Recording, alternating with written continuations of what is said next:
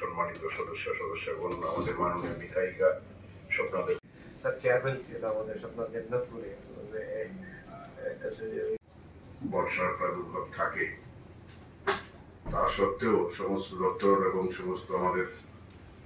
যারা আগেও খার্চি মেলার সঙ্গে যুক্ত হয়েছেন, আবার অনেকে হয়তো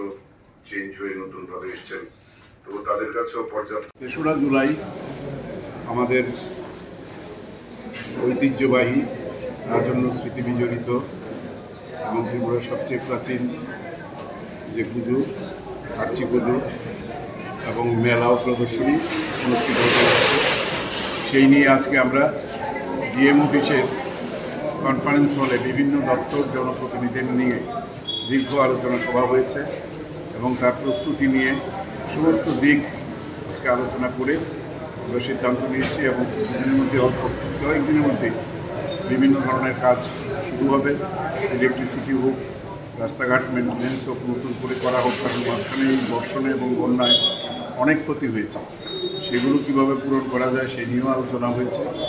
এবং আমাদের নতুন থিম সেটাও আমরা ঠিক করে ফেলেছি এবং এটা উদ্বোধনও করবেন ৩রা জুলাই, খুব সম্ভবত 11টায় হবে। এটা মাননীয় মুখ্যমন্ত্রী মহোদয় রাজ্যে নেই, তিনি এলে কথা বলে উনি উদ্বোধন করবেন এবং এছাড়া কারা থাকবেন সেগুলো আমাদের সাব কমিটিতে বসে আমরা আলোচনা করে ঠিক করব এবং আশা করি সবার সহযোগিতায় অন্যান্যবারের মতো এবারও এটা মানে সমস্ত দিক থেকে, কারণ এটা একটা অন্য মাত্রায় আমরা নিয়ে গেছি। এবারও ২৬শে জানুয়ারিতে আপনারা দেখেছেন যে ত্রিপুরার ট্যাবলোতে চতুর্দশ দেবতাকে স্থান দেওয়া হয়েছে। এটা মায়ের এবং চতুর্দশ দেবতার আশীর্বাদে এবং আমাদের সবার ঐকান্তিক ইচ্ছাই সম্ভব হয়েছে। এটা একটা অন্য উচ্চতায় গেছে, যার জন্য প্রতিবার আমরা প্রধানমন্ত্রী থেকে শুরু করে স্বরাষ্ট্রমন্ত্রী বিভিন্ন ধরনের এবং উচ্চ পর্যায়ের সমস্ত নেতৃবৃন্দরা সর্বভারতীয় আমাদের এটাতে আমাদের শুভেচ্ছা জানান, একটি মেসেজ পাঠান। এবারও আসে বৃষ্টি হবে এবং সবাই কাজে ঝাঁপিয়ে পড়বেন অনতিবিলম্বে এবং যা ছোট ছোট যে কমিটি ভিডিওরা সম্মানিত সদস্যগণ, আমাদের মাননীয় বিধায়িকা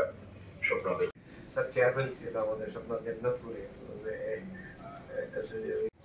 বর্ষার প্রাদুর্ভাব থাকে, তা সত্ত্বেও সমস্ত দপ্তর এবং সমস্ত আমাদের যারা আগেও খার্চি মেলার সঙ্গে যুক্ত হয়েছেন,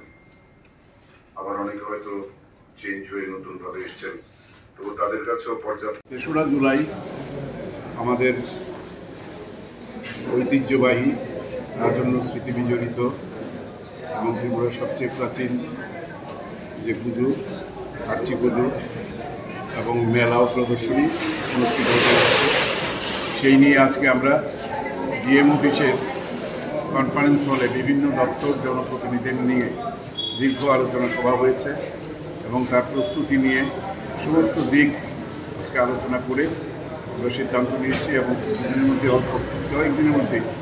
বিভিন্ন ধরনের কাজ শুরু হবে। ইলেকট্রিসিটি হোক, রাস্তাঘাট মেনটেন্যান্স হোক, নতুন করে করা হোক, কারণ মাঝখানে এই বর্ষণে এবং বন্যায় অনেক ক্ষতি হয়েছে, সেগুলো কিভাবে পূরণ করা যায় সেই নিয়েও আলোচনা হয়েছে এবং আমাদের নতুন থিম সেটাও আমরা ঠিক করে ফেলেছি এবং এটা উদ্বোধনও করবেন ৩রা জুলাই, খুব সম্ভবত 11টায় হবে। এটা মাননীয় মুখ্যমন্ত্রী মহোদয় রাজ্যে নেই, তিনি এলে কথা বলে উনি উদ্বোধন করবেন এবং এছাড়া কারা থাকবেন সেগুলো আমাদের সাব কমিটিতে বসে আমরা আলোচনা করে ঠিক করব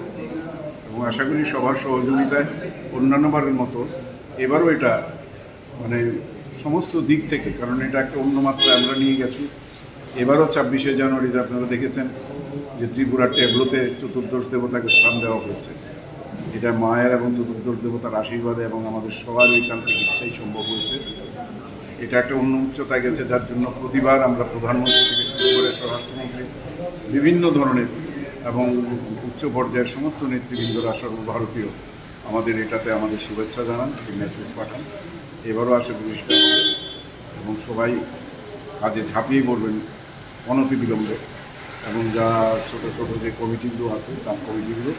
সেগুলোও কাজ করা শুরু করবে। আমরা সবার সহযোগিতা কামনা করছি। ভিডিওরা সম্মানিত সদস্যগণ, আমাদের মাননীয় বিধায়িকা স্বপ্নাদেব স্যার চেয়ারম্যান ছিল আমাদের স্বপ্নাদেব নাথপুরে